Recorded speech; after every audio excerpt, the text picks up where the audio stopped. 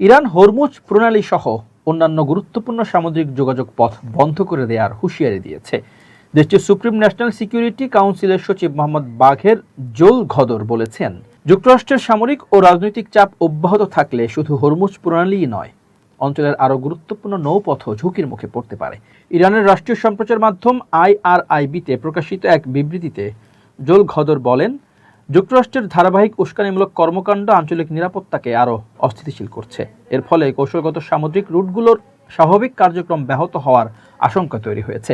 তিনি দাবি করেন, এমন পরিস্থিতির প্রভাব শুধু মধ্যপ্রাচ্যে সীমাবদ্ধ থাকবে না, এর প্রভাব পড়বে বৈশ্বিক জ্বালানি বাজার, আন্তর্জাতিক বাণিজ্য এবং বিশ্ব অর্থনীতিতেও। একই সঙ্গে তিনি ইঙ্গিত দেন, জ্বালানির মূল্যবৃদ্ধি ও দীর্ঘস্থায়ী সংঘাত যুক্তরাষ্ট্রের অভ্যন্তরীণ রাজনীতিতেও প্রভাব ফেলতে পারে।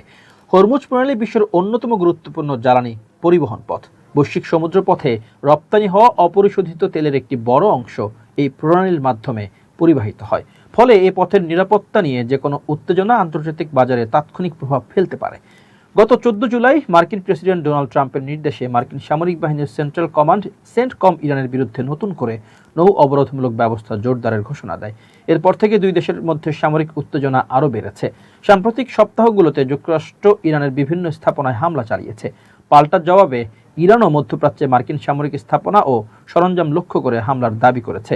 ওয়াশিংটন হরমুজ প্রণালী দিয়ে বাণিজ্যিক জাহাজের অবাধ চলাচল নিশ্চিত করার উপর জোর দিচ্ছে।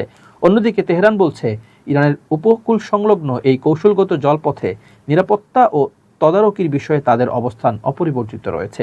সাম্প্রতিক এই পাল্টাপাল্টি অবস্থান মধ্যপ্রাচ্যের নিরাপত্তা পরিস্থিতি এবং বৈশ্বিক জ্বালানি সরবরাহ নিয়ে নতুন করে উদ্বেগ তৈরি করেছে।